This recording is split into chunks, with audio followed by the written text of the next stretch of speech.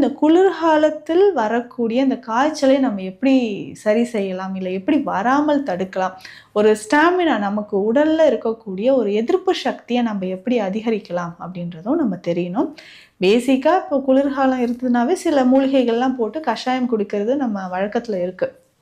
அதுல பார்க்கக்கூடிய இந்த கஷாயம் மூலிகைகள் அப்படின்னு பார்க்கும்பொழுது, வீட்ல நம்ம பயன்படுத்தக்கூடிய மிளகு, சுக்கு, சீரகம், சிற்றரத்தை இது எல்லாமே பயன்படுத்தி நம்ம கஷாயம் மாதிரி குடிக்கலாம். பேசிக்கா பார்த்தோம்னா துளசி, கற்பூரவள்ளி இலைகள் இத நம்ம வீட்ல டீ மாதிரியும் குடிக்கலாம்.